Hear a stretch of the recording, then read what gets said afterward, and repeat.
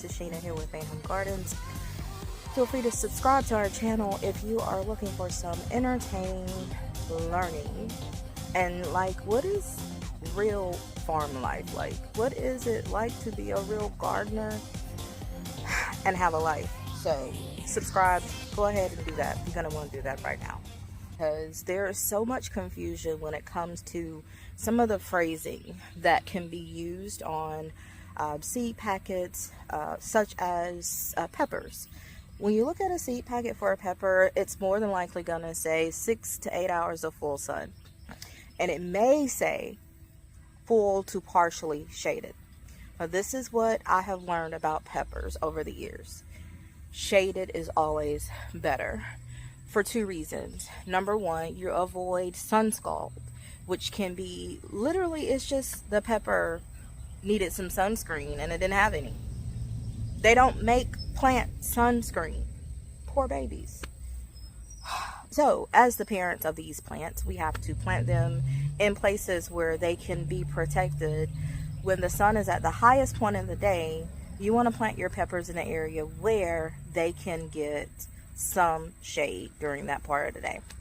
Okay, it's preferable for them to be able to get that morning sun and that evening sun, but that sun that's in the middle of the day, that's not what we want to do. So I wanted to show you really quick some of the peppers that we planted outside of the high tunnel this year, and they are actually doing really well right now. They're just starting to bear fruit. Okay, so there are 1, 2, 3, 4. I don't know why that one is so little there, but the weeds might be a good explanation for that. Actually 5. There's another small one over there. I have the weed in here. Those small ones probably won't even get to production this year, but I'll likely end up pulling them and overwintering them. What is that? Is that the street sweeper? What is that? All that noise. My goodness. Every time I get ready to record, it's something. I can't tell what that is. Unless it's the tractor in the field across the street. I don't know. It's so loud though. Can you guys hear it? Brady, what are you messing with? Brady. What are you messing with? Can I have a hug? Brady, can I have a hug? Brady. I can't have a hug? You're so... Get your booty off of me. Get off of me. Get off of me. Get off of me, snake boy. We're looking for a groomer, aren't we, Brady? We're looking for a groomer, aren't we? If somebody needs a bath. Who needs a bath? And who needs her toenail clip? Who needs her toenail clip, huh? Brady does. That Brady does. Yes, he does. You gonna give me a hug now? I can't have a hug. Why you keep turning away? Give me a hug. Ooh, he's so... Ooh. Okay. You ever notice how your pets adapt your family's behavior?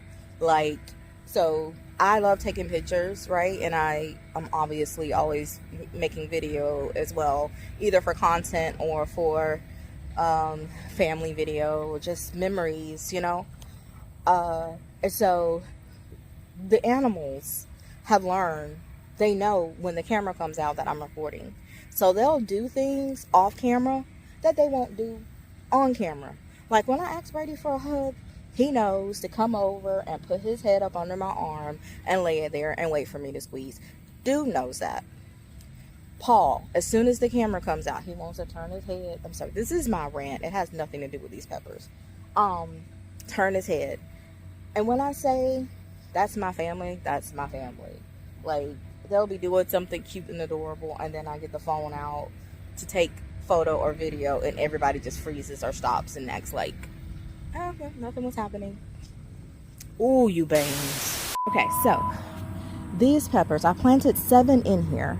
And believe it or not, even though they're just starting to become productive, these peppers were planted on March 31st. I planted a total of 7 of them, and it looks like 5 are still alive, 3 are doing fairly well, and 2 are pretty small. Okay, this is the True Heart NR. We got it from Southern Exposure.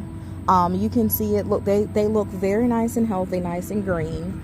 But the thing is, they were planted in a fairly shady area. Okay, and see, I'll show you the surrounding area. They have trees all around them and a border fence on this side. Okay, and at one point this trellis was pretty full here on that other side with our purple pole beans. Okay, so they've been getting some sun, but not a lot, and that is part of the reason why they've been a little bit more slower to grow. But what it does mean is I don't have to worry about watering every single day. I don't have to worry about there being sun scald on the leaves or the actual produce. That makes things easier for me as the gardener that's tending to so many other plants, and also the chicken tender that's tending to the chickens, and the bunny tender that's tending to the bunnies. You know, it's just less work on me ultimately. So right now it's, I believe it's about 11. Yeah, it's 11:12, and you can see today is kind of overcast. But had it not been for the overcast, there would be a little bit more sun coming through. And here where we are, the heat of the day, the hottest part of the day is generally between 1 and 3 p.m. And then it usually starts to cool around 4 or 5, very slowly, very slowly. And so during that time though, this area is almost completely shaded. All right. And so that means that during the hottest part of the day, our pepper plants are protected and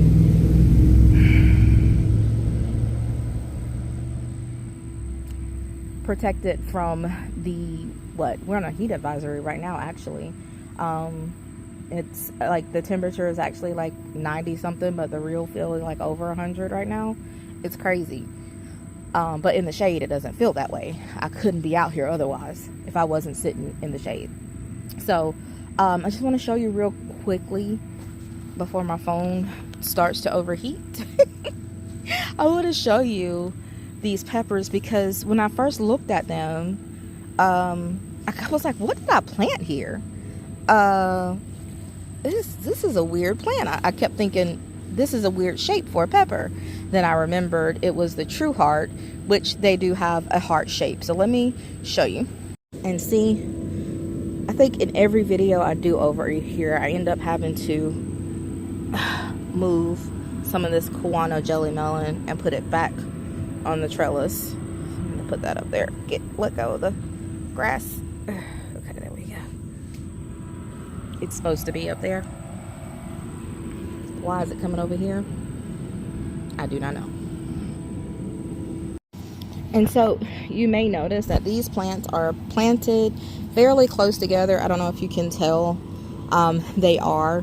But what that does, and this is something I learned accidentally in the high tunnel some years ago when we had our habaneros and our scotch bonnets planted, as they grow and bush out, even though they're planted closely together, as they grow and bush out, they will each will provide shade for the other.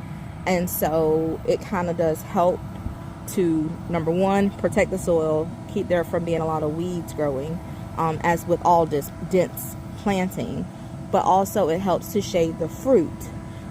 If one particular plant doesn't have enough foliar cover or leaf cover to protect the pepper plant from scald, then the other plant that's planted beside it, some of its leaves may overlap to help protect. It just makes a very nice canopy ultimately to be able to protect your fruits and give you some nice beautiful harvest at the end of a long growing season. The thing about densely planting, I can't stress enough, is when you do so, you need to make sure, number one, you're planting in very rich soil that's healthy, soil that can sustain that type of planting. And even with that, you're going to want to make sure you have a regular fertilization routine. That way the plants are not competing with each other. However, they're living with each other, supporting each other.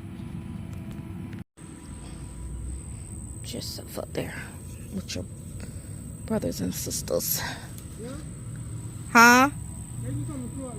Okay. They're working in the field across the street. Everybody's getting ready for fall planting. Okay, so let's see if I can get in here. Find one of the good sized ones here. Let's see. That one's kind of small, but you can kind of see the heart shape on it. So cute. So cute. Let's see. Is there a bigger one down here? There's another one there. Oof. There we go. Jeez. I think somebody must have picked one, because I had a bigger one than that. Oh well, I probably ate it. Somebody picked it, it got cooked.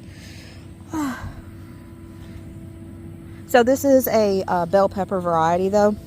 Completely ripe. It is red. So you can harvest it at red or you can harvest it at green. What have we learned today? We have learned that peppers, although they need sun, at least 6 hours of it, to be healthy, thriving plants, they do benefit from some partial shade, okay? This can be achieved by planting in an area where the sun at its highest point is not going to fully blaze your plants, okay? That's the first thing we learned.